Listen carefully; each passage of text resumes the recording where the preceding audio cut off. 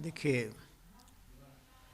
निर्लजता की भी एक सीमा होती है और जब पब्लिक रिप्रेजेंटेटिव चुन लिए जाते हैं तो उनका कंडक्ट और बिहेवियर पूरे समाज के लिए एक आदर्श बनता है और उससे समाज को शिक्षा भी मिलती है।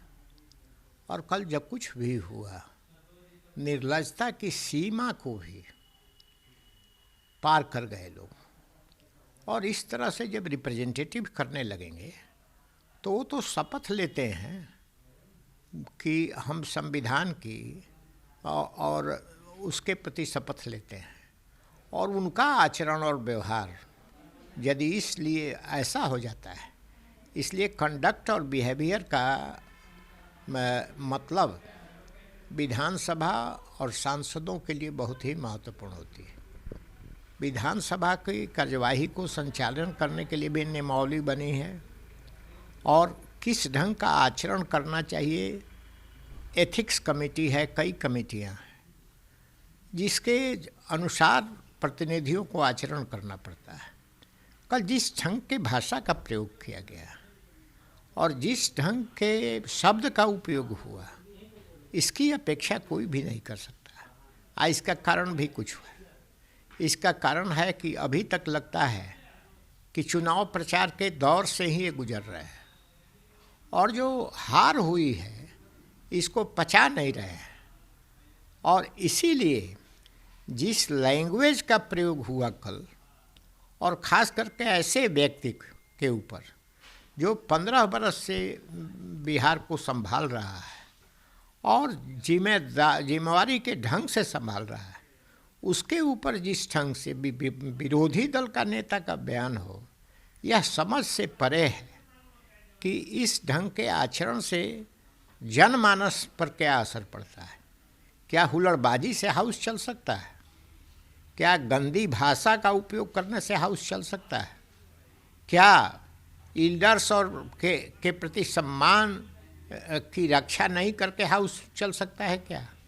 इसलिए प्रतिनिधि तो जनता की नज़र पर, रडार पर रहते हैं, और ऐसा करके भले ही मन प्रसन्न हो जाए, लेकिन जनता के प्रति जो जनता में जो मैसेज जाता है उसकी निंदा होती है। और ऐसी घटनाओं के लिए जितनी निंदा की जाए, मैं मानता हूँ कल की घटना का क्या मतलब था। इन लोगों ने याद दिला दिया कि अराजकता की स्थिति कैसे होती है। अराजकता की स्थिति में कोई व्यवस्था नहीं होती है, इसलिए उस रिजिम को जंगल राज कहा गया। और जिस परिधि से, जिस तरह से ये लोग आए, जो भूमिका रही है पहले में, पास्ट में, और उसकी संज्ञा दी गई थी कि जंगल राज कैसा दृश्य था, वही तो दिखाई पड़ा कल। और मुझको लगता है कि इसका माने पब्लिक डिबेट में भी ये बात आना चाहिए कि हमारे प्रतिनिधि कैसे हों, उनका आचरण कैसा हो, उनका व्यवहार कैसा हो, उनके शब्दों पर किस ढंग का नियंत्रण हो, अमर्यादित शब्द नहीं रहे, मर्यादा का सीमा का कोई उल्लंघन नहीं कर सके। ये तो आवश्यक है। और अफसोस है कि ऐसे लोग ओहदा पर भी चले जाने के बाद ये सीख नहीं ले पाते हैं कि हमको एक रिप्रेजेंटेटिव की भूमिका है, एक जिम्मेवारी के पद पर हैं, और हमको कैसे बोलना चाहिए, क्या हमारा आचरण होना चाहिए, किस ढंग के हाउस के संचालन में अपनी भूमिका अदा करना चाहिए। ये तो अपने आप में बड़ा आश्चर्य लगता है। नीतीश कुमार को सहानुभूति का मुख्यमंत्री बताया गया। जनता का मैंडेट नहीं है, सहानुभूति से बने हुए हैं। देखिए, नीतीश कुमार किसी की सहानुभूति की ज़रूरत नहीं है। नीतीश कुमार अपने राइट से बने हैं। नीतीश कुमार ने दिखा दिया है शासन पद्धति किस ढंग से चलाई जा सकती है, किस ढंग से एक रोगग्रस्त बीमारू राज्य को देश के मानचित्र पर स्थापित किया जा सकता है।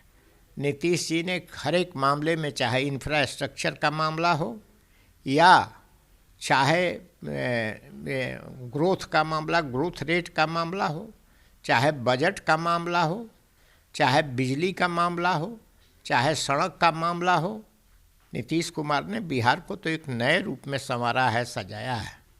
और उसी पथ पर चलते रहेंगे। रिजल्ट ने भी इसको साबित कर दिया है।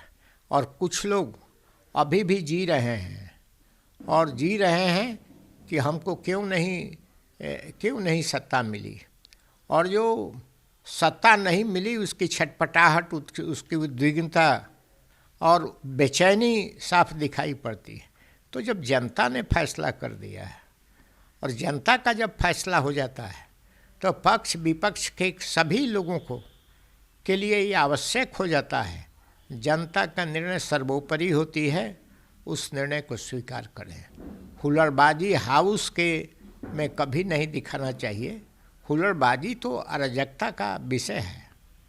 बस मैं कल की घटना से मुझे बहुत ही अफसोस है और वो निंदनीय आचरण हुआ है, और मैं मानता हूँ कि जो दूसरे लोग भी हों इसे लेसन लेंगे कि हम अब जनता के रिप्रेजेंटेटिव हैं, हमारा व्यवहार कैसा होना चाहिए।